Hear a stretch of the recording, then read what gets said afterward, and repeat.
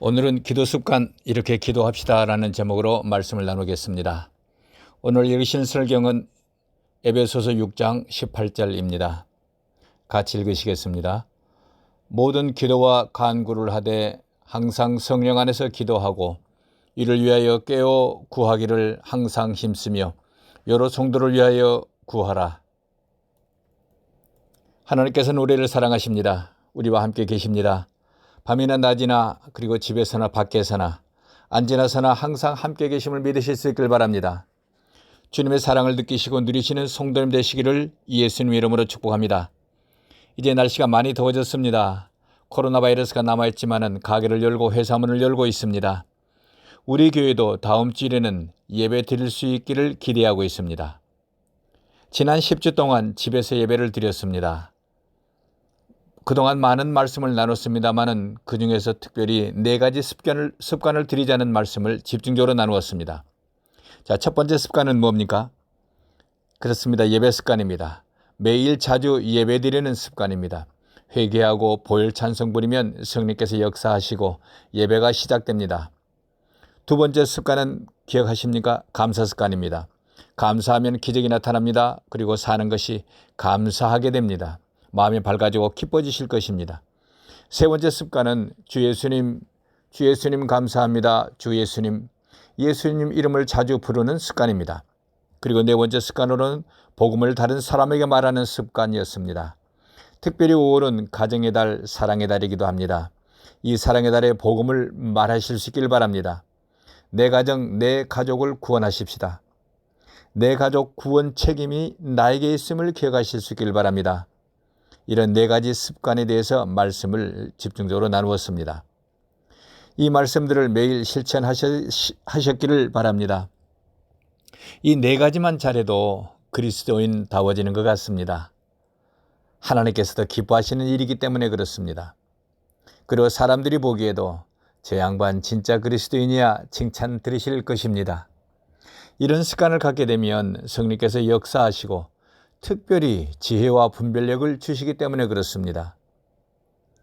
하나님께서 우리에게 지혜와 분별력을 주시기에 해야 할 일, 하지 말아야 할 일, 그리고 가야 할 곳과 가지 말아야 할 곳, 그리고 해야 할 말과 하지 말아야 할 말을 알게 됩니다.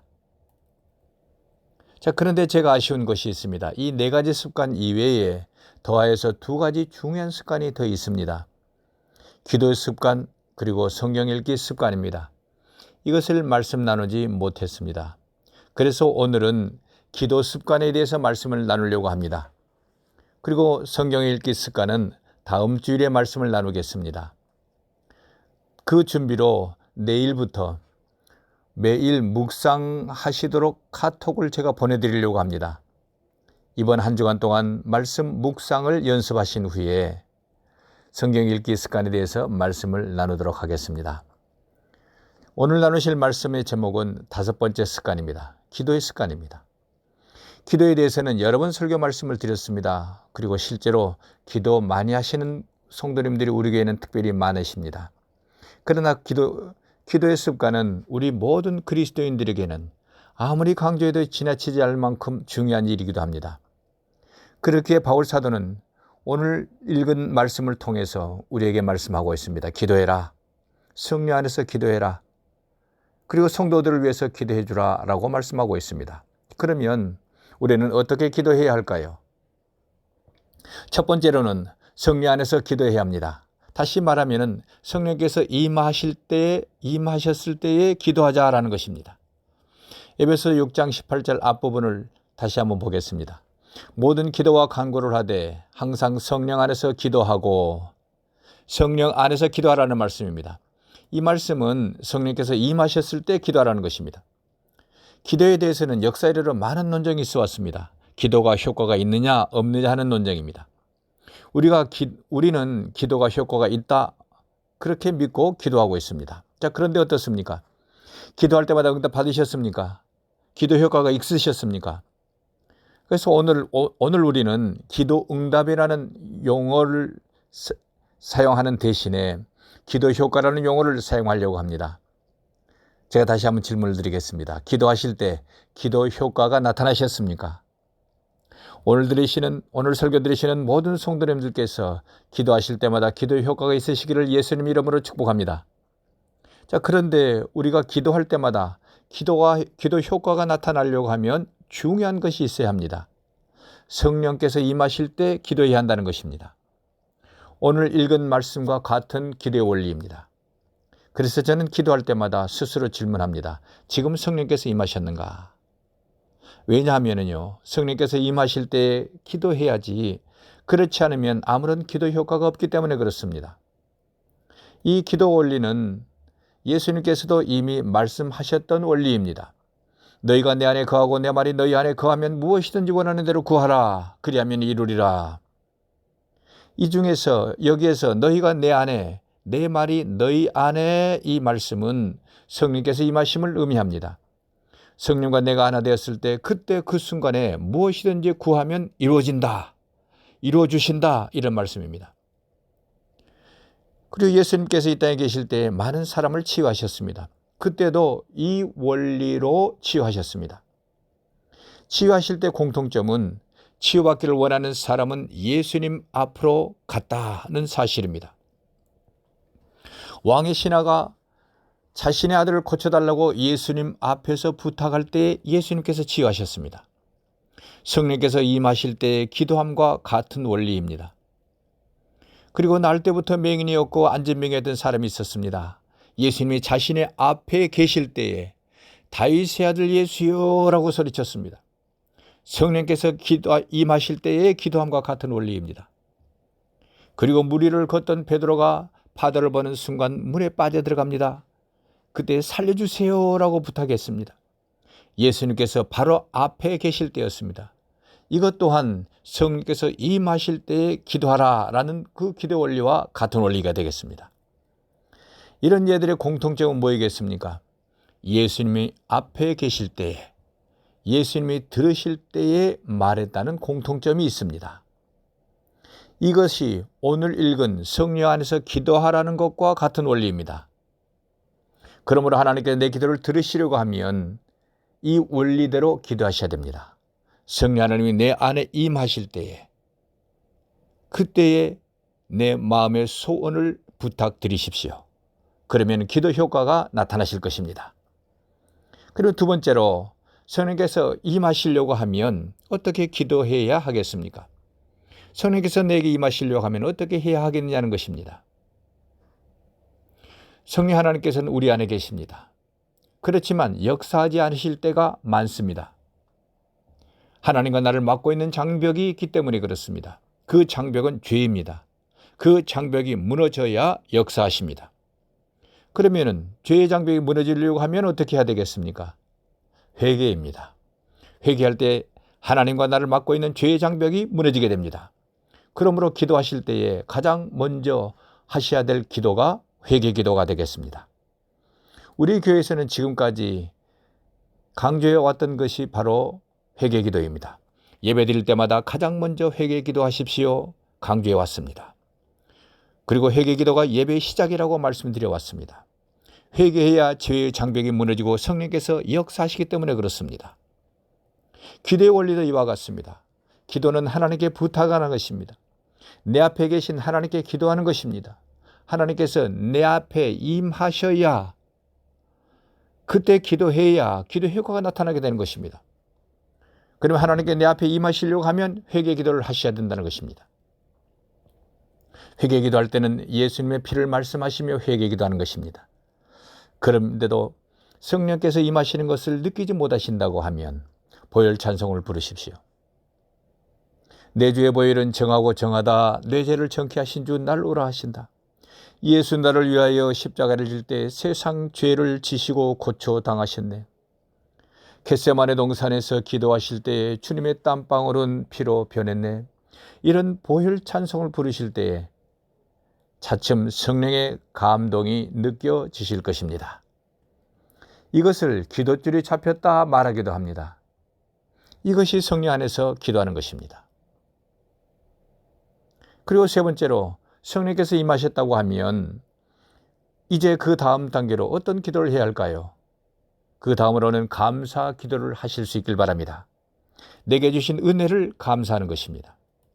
제가 기도하면서 느끼는 것은 감사 기도할 때 기도 효과가 강력하다는 것입니다. 우리 교회에서는 아프신 분들이 많습니다. 병이 나으시고 건강하시기를 예수님 이름으로 축복합니다. 그리고 요즘에는 우리가 근심, 걱정, 염려거리가 많습니다. 실망되고 좌절되는 일도 많습니다. 이런 때에 하나님의 권능이 강력하게 나타나시려고 하면 감사거리를 찾아서 기도하시라는 겁니다. 자, 이것은 지난 4월 26일 감사 습관을 설교할 때 설명드렸던 내용이기도 합니다. 감사하면 하나님의 권능이 강력하게 나타납니다. 제가 설교하면서 놀라는 것이 많습니다. 제가 특별히 우리 성도님들께 감사하는 것은 설교를 듣고 곧바로 잊어버리신다는 겁니다. 듣고 잊어버리시고 하시니 제가 며칠 전에 설교 드린 것도 처음 듣는 것처럼 들어주시니 참 감사를 드립니다. 자, 그런데 이제는 유튜브로 녹음하고 있으니 이거 큰일입니다. 지난 4월 26일에 감사 습관 설교를 드렸습니다. 한번 다시 들어보시기를 추천합니다. 감사하면 무슨 일이 일어나는지 자세히 설명을 드렸습니다.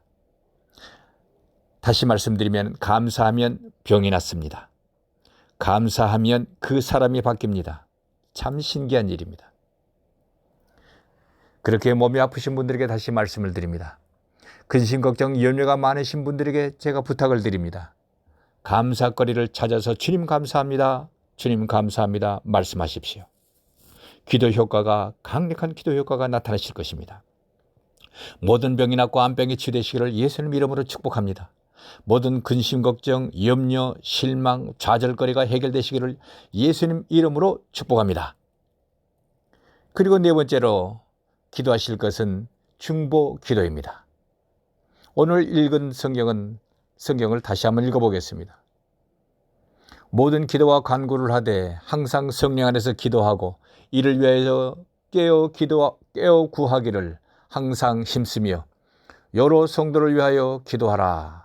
여러 성도를 위하여 구하라. 여러 성도를 위하여 구하라. 기도하라는 것은 중보 기도를 말합니다. 이를 위해서 우리 교회에서는 전교인 기도 제목을 나누어 드렸습니다. 그 기도문을 읽으시고 기도해 주시는 분들이 많습니다. 기도해 주시는 모든 분들에게 마음 깊이 감사를 드립니다. 오늘 말씀처럼 계속해서 기도해 주시기를 예수님 이름으로 부탁을 드립니다. 또 다른 중요한 중보 기도 대상자가 있습니다. 우리가 지난주에 말씀 나눴던 사람들입니다. 나를 힘들게 하고 내 뒷담화를 하고 그리고는 배신한 사람들입니다. 그런 사람을 위해서 기도하는 것은 참으로 쉽지 않습니다. 말이 안 되는 말이기도 합니다. 그런데도 그들을 위해 기도할 때에 내가 삽니다. 내 안에 기쁨과 평안이 있어지게 됩니다. 지난주 설교를 들으시고 실천하실 수 있기를 바랍니다. 어떻습니까? 기도하셨습니까? 실천하셨습니까? 그런 사람들을 기도할 때에 성령께서 내 안에 임하심으로 인하여서 내가 기뻐지고 마음이 평안해집니다. 그들을 위해서 기도할 마음을 성령께서 부어주셨기를 바랍니다. 그런 기도를 하지 않으셨다고 하면 지금 감동 주시기를 예수님 이름으로 축복합니다. 그리고 또 다른 기도해 줄 중요한 사람들이 있습니다. 바로 전도 대상자입니다. 며칠 전에 저희 가까운 친척 어르신이 소천하셨다는 부고를 받았습니다. 그 가족 대부분은 신실한 그리스도인입니다. 그런데 놀라운 사실은 돌아가신 그분은 믿음이 없었다는 것입니다. 그 소식을 듣고 제가 회개했습니다. 그분의 구원을 위해서 기도한 적도 그리고 전도한 적도 없기 때문에 그렇습니다. 변명입니다마는 그분의 아내와 자녀들은 신실한 그리스도인이었기 때문에 너와 내 집이 구원을 받으리라는 말씀이 이루어진 줄로 알았기 때문에 그렇습니다. 예수님 믿음이 없다면 구원받지 못하는데 이를 어찌해야 하겠습니까? 오늘 설교를 기도 습관으로 말씀을 나누게 된 것은 이 일 때문이기도 합니다. 우리 주위에는 믿음 없는 분들이 많습니다. 내 주위에는 믿지 않는 사람들이 없어요 라고 말하는 분도 있을 줄 압니다. 그렇습니다. 실제로 그럴까요? 저는 아닌 것 같습니다. 우리 주위에는 믿지 않는 사람들이 참으로 많습니다. 어느 목사님이 이런 이야기를 말했습니다. 이웃에 사는 사람들인데 주일 아침이면 집 앞에서 만나는 사람들이라고 합니다. 한 사람은 골프백을 차에 싣고 한 사람은 교회 준비를 하는 사람들입니다. 골프장 가는 친구가 오늘 말했습니다. 여보게, 오늘 날씨 좋은데 골프 치러 갑시다. 교회 가는 친구가 대답했습니다. 주일인데 웬 골프인가? 교회 가야지. 골프장 가는 친구가 다시 말했다고 합니다. 여보게, 나는 자네에게 골프장 가자고 만날 때마다 전도하는데 자네는 교회 가자고 왜 전도하지 않는가? 자신은 골프장 가자고 전도했지만은 상대방은 교회 가자고 전도하지 않았다는 것입니다. 우리 주위를 돌아보십시오. 불신자가 많습니다. 그들을 위해서 그들이 구원받도록 기도해 주고 있으십니까? 그들이 구원받도록 복음을 전하고 있습니까? 하나님 뜻은 우리가 지난 주일에 말씀 나눴던 것처럼 나를 통해서 내 집, 내 가족, 내 이웃이 구원받는 것입니다. 어느 교회 전도왕 집사님 간증입니다. 교회 앞에서 과일을 파는 아주머니가 있는데 주일날에는 교인들 때문에 장사가 잘 된답니다. 이 전도왕 집사님도 그 아주머니에게서 과일을 사는데 좀 부실하고 시들시들하고 그리고는 작은 것만 골라서 봉지에 넣는다고 합니다. 매번 그렇게 하는 것을 보고 과일 가게 아주머니가 말했습니다. 당신이 참 예수 믿는 사람이요. 그런데 그 교회 사람들 참 이상합니다. 내가 여기서 몇 년 동안 장사했는데 교회 가자는 사람이 한 사람도 없습니다. 나 같은 사람은 교회 가면 안 됩니까? 이 말을 듣는 전도왕 집사님이 놀랐습니다. 어찌나 미안하든지요. 하나님께 죄송하고 그 사람에게 미안했습니다. 미안합니다. 등잔 밑이 어둡다더니 오늘 저녁 예배 같이 갑시다. 그날 전도하고 같이 예배 드렸습니다. 과일 가게 아주머니가 예수를 믿으니 얼마나 좋던지요.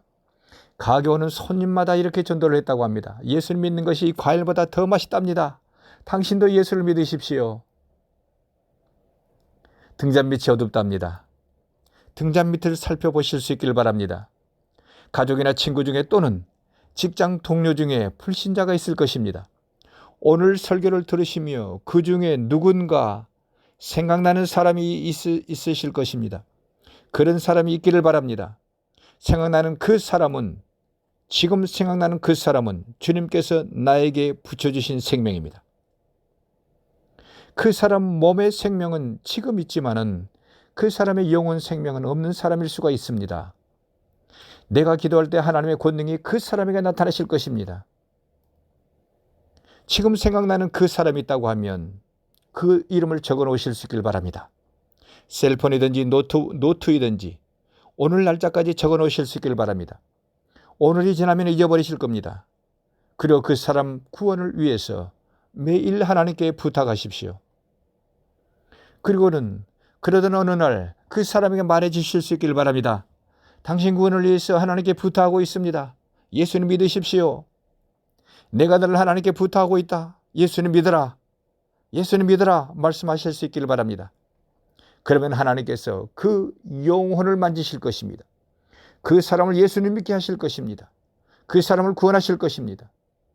내가 기도하고 전도한 사람이 예수님 믿게 될 때 그때의 그 기쁨, 그 무엇과도 비교할 수 없을 만큼 기쁩니다.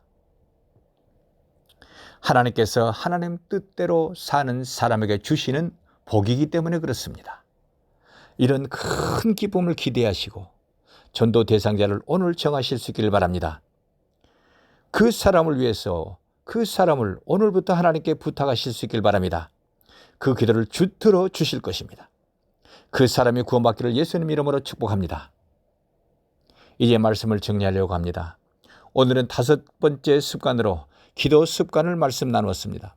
기도는 주문을 외우는 것이 아닙니다. 기도는 하나님께 부탁하는 것입니다. 하나님께 부탁하는 그 기도의 효과가 나타나려고 하면 하나님께서 임재하실 때 기도하셔야 한다는 것입니다. 하나님의 임재하심은 회개 기도할 때 시작됩니다. 회개 기도할 때 하나님의 권능이 나타나십니다. 그리고 감사 기도할 때 하나님의 강력한 권능이 나타나시게 되실 것입니다. 그리고 우리의 성도님들을 위해서 중보해 주시기를 부탁을 합니다. 특별히 전도 대상자를 위해서 기도하십시오. 이것은 매우 중요한 사명입니다.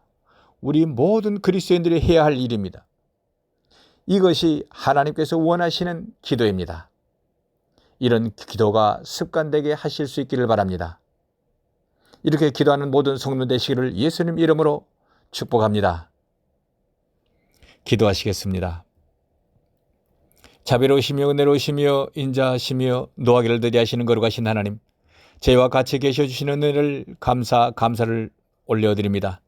이 밝고 아름다운 하나님의 권능의 세계에 저희를 살게 하시니 감사를 올려드립니다. 주님, 코로나 바이러스로 인해 많은 사람이 고통 중에 있습니다. 이때가 속히 지나게 하여 주십시오. 그들을 치유하여 주옵소서. 주님, 이 바이러스를 속히 소멸하여 주옵소서. 그리고 병든 자를 치료하는 의사와 간호사, 이 일에 수고하는 분들을 안전하게 지켜주시길 원합니다. 우리의 성도는 한 분 한 분을 성령의 불담으로 지켜주시길 원합니다. 어떤 바이러스도 침범하지 못하도록 막아주십시오. 우리 자녀들도 지켜주시기를 간절히 원합니다. 주님, 우리 성도님 한 분 한 분에게 하나님의 생기를 부어주십시오. 그리하여 육의 몸들이 더욱 강건해지고 어떤 바이러스도 이길 힘이 있어지게 하여 주십시오. 주님, 몸이 약한 분들을 축복합니다. 하나님 권능이 모든 성도님들에게 강력하게 나타나 주시길 원합니다. 모든 질병을 치유해 주시길 원합니다. 우리 주님 예수님 이름으로 명령하니 모든 병만은 따라갈지어다. 모든 병만은 따라갈지어다. 주님 역사하여 주옵소서. 하나님의 권능이 나타나 주옵소서. 주님, 이제 저희가 기도하는 습관을 가지려 합니다. 저희가 기도할 때마다 강하게 임하여 주옵소서. 성령 충만하게 기도하는 저희 되게 하여 주옵소서. 주님, 전도 대상자를 위하여 기도하겠습니다. 기도할 사람이 생각나게 하여 주옵소서. 그들을 위하여 기도할 때 그에게 역사하여 주시어서 하나님의 권능이 나타나 주시길 원합니다. 그들을 살려주시길 원합니다. 주님, 이번 한 주간에도 우리 모든 성도님들과 함께 계셔 주시길 원합니다. 우리 주님 예수님 이름으로 간절히 기도하옵나이다. 아멘.